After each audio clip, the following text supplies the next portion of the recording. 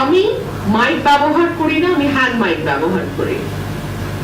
আমি স্টেজ বলতে একটা চেয়ার ছিল দুটা, আর দুপাশে আমার জন্য একটা চেয়ার, দুপাশে দুটো চেয়ার ছিল, আর সব সামনে প্লাস্টিকের চেয়ারে মানুষ বসা ছিল, দাঁড়ানো ছিল। এর মধ্যে যখন ম্যাজিস্ট্রেট সাহেব আসেন, তিনি এসে পুলিশ নিয়ে প্রথমে ভেতরে ঢোকেন, উঠানের ভেতরে আসেন।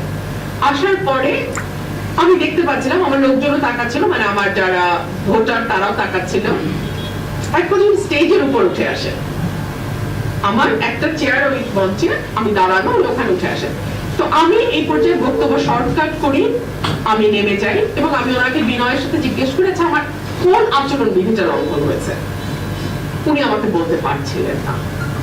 একটা পর্যায়ে আমি উত্তেজিত হয়ে বলি, সবাই প্রচারণা করছে, আপনাদেরকে বৃদ্ধাঙ্গুলি দেখাচ্ছে। কিভাবে বলি? এই যে বৃদ্ধাঙ্গুলির কথাটা বললাম, এই কথাটা কোথা থেকে আসলো? এই কথাটা তো হঠাৎ আসে নাই। এই কথাটা এসছে এই ছবিটা থেকে। তো দেখেন, এটা উপজেলা, আশুগঞ্জ উপজেলা বিএনপি সাধারণ সম্পাদক, তিনি বলছেন যে রিটার্নিং অফিসারের কাছে রুমিন ফারহানার দেয়া অভিযোগকে বৃদ্ধাঙ্গুলি দেখালেন উপজেলা বিএনপি সাধারণ সম্পাদক হাবিবুর রহমান। এটা ব্রাহ্মণবাড়িয়া নিউজে বড় করে গেছে। আমি সেটা ওনাকে দেখেছি যে মানুষ, অন্য প্রার্থীর কর্মীরা এভাবে আপনাদেরকে বৃদ্ধাঙ্গুলি দেখায়, আপনারা কিছু করতে পারেন না। এটাই আমি বলেছি, আমি কাউকে বৃদ্ধাঙ্গুলি দেখাই নাই। অর্থাৎ চিন্তা করে দেখুন, সরকারি চিঠি, দুটো চিঠি আপনাদেরকে আমি পড়ে শোনালাম, দুটোতেই দাবি করা হচ্ছে আমি বৃদ্ধাঙ্গুলি দেখিয়েছি। এটা সর্বৈব মিথ্যা। আমি ম্যাজিস্ট্রেটকে বলেছি যে অন্য প্রার্থীর কর্মী সমর্থকরা এই যে বৃদ্ধাঙ্গুলি দেখায়। আপনারা একটু দয়া করে এটা দেখুন, সবাই দেখুন ছবিটা নিয়ে। এটা নিউজও হয়েছে, এটা বড় হচ্ছে, এই যে দেখেন।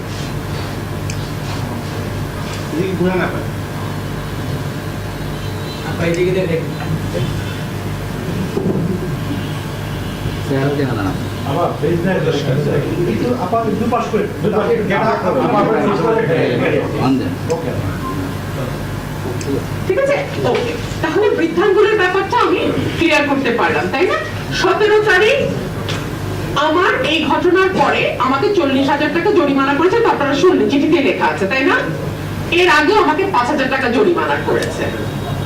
আচ্ছা, 40,000 টাকা ওই দিন জরিমানা করলো, তাহলে তো আমার অপরাধের শাস্তি হলো 40,000 টাকা জরিমানা। তারপরে দ্বিতীয় অ্যাকশন হলো উপজেলা নির্বাহী অফিসার বা ইউনো, তিনি চিঠি পাঠালেন অনুসন্ধান ও বিচারিক কমিটি, নির্বাচন অনুসন্ধান ও বিচারিক কমিটি। তার মানে এক অপরাধের জন্য আমার 2 নম্বর শাস্তি। এখানেই থামলো না। 3 নম্বর শাস্তি হিসেবে রিটার্নিং কর্মকর্তা বা ডিসি, উনি আবার আমাকে একটা নোটিশ পাঠালেন। আমি এখনো সেই নোটিশ পাই নাই, সামাজিক যোগাযোগ মাধ্যমে দেখেছি। ঠিক আছে, তাইলে কি হলো? একটা অপরাধের জন্য আমাকে 3 জায়গায় শাস্তি দেওয়া হলো, 40,000 টাকা জরিমানা, অনুসন্ধান কমিটির কাছে রিপোর্ট, এবং ইউনো ডিসি আমাকে শোকজ নোটিশ করা। এক অপরাধে 3 সাজা। এই প্রশাসনের অধীনে আমি কেমন করে নির্বাচন করি, যারা অলরেডি এতটা বায়াসড? আচ্ছা, এইবার আসেন। আজকে সকালে আমি রিটার্নিং কর্মকর্তার কাছে গিয়েছিলাম এবং সেখানে গিয়ে আমি বলেছি বিএনপি জোটের যিনি প্রার্থী জুনায়েদ আল হাবিব, তিনি কিভাবে জনসভা করছেন এটা কি আপনারা জানেন না? জানেন। আমি এই সকল কিছু, জুনায়েদ আল হাবিবের ফেসবুকে গেলে আপনারা দেখবেন বিরাট বিরাট স্টেজ করে বিরাট ভাবে উনি প্রোগ্রাম করছেন, বিশাল স্টেজ, লোক যাই হোক, স্টেজ অনেক বড়, মাইক আছে, সাউন্ড সিস্টেম আছে, সব আছে। আর আমি একটা হ্যান্ড মাইক নিয়ে চলি। এরপর উনি গরু জবাই দিয়ে মানুষ খাওয়াচ্ছেন। বিএনপি জোট প্রার্থী গরু জবাই দিয়ে মানুষ খাওয়াচ্ছেন শাহবাজপুর। তারপরে বিএনপি জোটের প্রার্থী বলছে কোনোভাবেই রুমিন ফারহানাকে ভোট দেয়া যাবে না, বহিষ্কৃত রুমিন ফারহানার কাছে কেউ যাবেন না। জুনায়েদ আল হাবিব, সময় টেলিভিশনের নিউজের নেই। এগুলো যখন যখন আমি ডিসি সাহেবকে দেখালাম এবং দেখি ওনাকে বিনীতভাবে প্রশ্ন করলাম, আমি তো এখন পর্যন্ত 45,000 টাকা জরিমানা দিয়েছি, বিএনপি জোটের প্রার্থী কত টাকা জরিমানা দিয়েছে? আমি 1.5 ঘন্টা ওনার সামনে বসে থেকেও এই অঙ্কটা ওনার কাছ থেকে জানতে পারলাম না। ওনারা জানেন না বিএনপি প্রার্থীর জরিমানা দিয়েছে কিনা। তার মানে এই যে এতগুলো document, full of videos and photos which clearly shows the way he is conducting his election campaign,